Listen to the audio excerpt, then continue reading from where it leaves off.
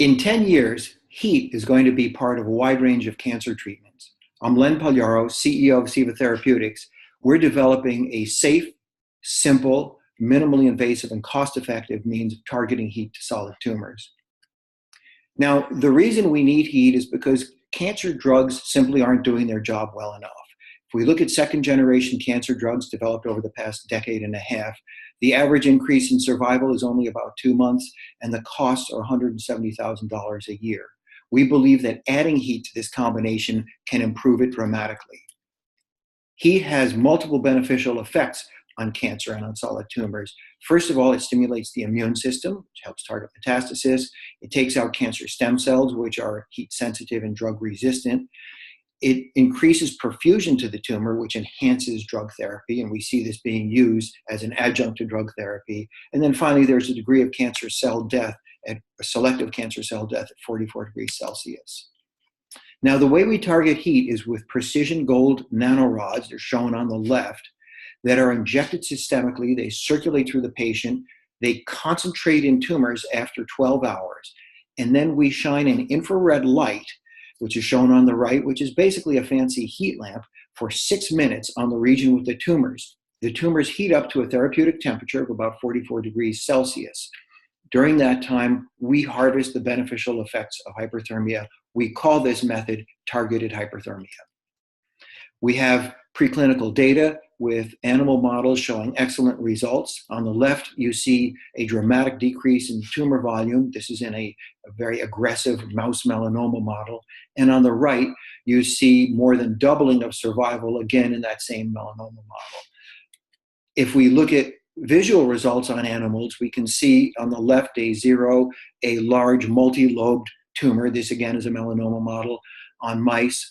By day 19, we see that that tumor has largely disappeared. There's a little bit of scabbing on the animal. By day 59, the same animal in all pictures, tumor is completely gone from visible and palpable indications. And we did histology on the animals when we sacrificed them and found no evidence of cancer remaining. So a very encouraging result at the preclinical stage. Now, how is targeted hyperthermia different? Well, first of all, it results in heat emanating from within the tumor mass itself. This minimizes collateral damage. Second, it's ideally suited to be an adjunct to drug therapy. And again, this is how we see it being used. It potentiates the effects of drugs. It's very simple, requiring few treatments, and it has the potential to be a platform technology. We've scaled manufacturing to the pilot size at 10-liter batches. We're producing sterile, endotoxin-free, contaminant-free material. The quality has improved as we've put manufacturing controls in place and scaled manufacturing. The next step is going to be full GMP production of material. We're currently completing a program with the Nanotechnology Characterization Laboratory. This is a very prestigious program that's funded by the National Cancer Institute, by the FDA, and by NIST. It's a grant worth well over $1 million, non-dilutive, and it embodies a very wide range of studies, including a number of animal studies, PK, ADME tox studies, as well as efficacy studies. We have excellent results in that program so far, and we anticipate completing it in the next few months. Our intellectual property strategy is based on 4 patent families, and these include manufacturing scale-up of Siva rods, our gold nanorods, smart polymer coatings for nanorods. They're critically important to the function of nanorods to make them biocompatible and non-toxic.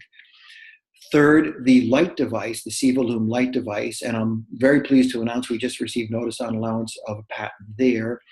And then fourth, for therapeutic dosing regimes. We can go into details offline on the patent estate that we have so far. We've accomplished a number of important milestones beyond building a core team.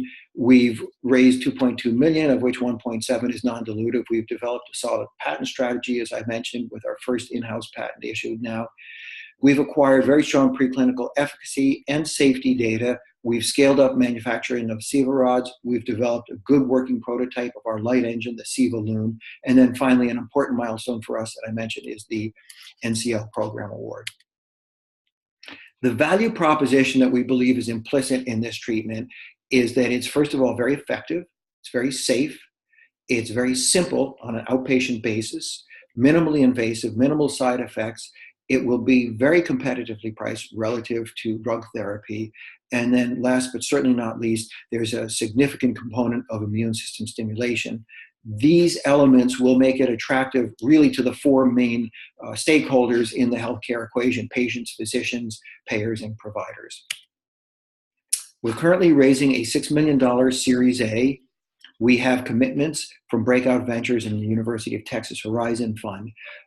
The overall milestone of our Series A raise is to acquire first-in-human data. We believe we can do that within 2 years. Intermediate milestones include scaling manufacturing of Siva rods, developing the second-generation prototype of the Siva Loom light engine, completing GLP preclinical studies, and then obtaining the IDE, investigation device exemption, before we go through the FDA process and enter the clinic. We've assembled a strong team. The core team is shown on the left. In addition to myself, there's Colin Shepard and Steve Craigstein. On the right, we have a number of advisors: Bob Klein on the business side, Jeff Yorio, who's an oncologist, Rene Gonzalez, who's also an oncologist, and Mark Dewhurst, who is really the founder of the field of hyperthermia, cancer hyperthermia. Team accomplishments and experience, and this is our core team: more than 50 years of combined life science and biotechnology experience. We've taken a surgical services company from startup to acquisition, 12x return for early investors. We've identified a lead oncology molecule, which is now partnered and in the clinic. We've developed a drug discovery product line from concept to a $26 million P&L and then an acquisition for multiple of revenues. We've managed teams of up to 45 and $6 million annual budgets, and 6 previous companies with products to market. So we think our team has very strong track record for performing this work. There are a number of synergies we see with the Chinese market.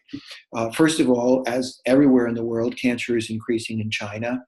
Second, we've identified 2 key academic collaborations in China we'd like to pursue.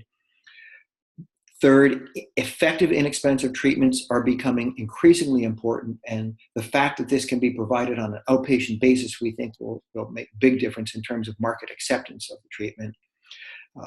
Fifth, nanomanufacturing in China. There are great capabilities there that we'd like to take advantage of.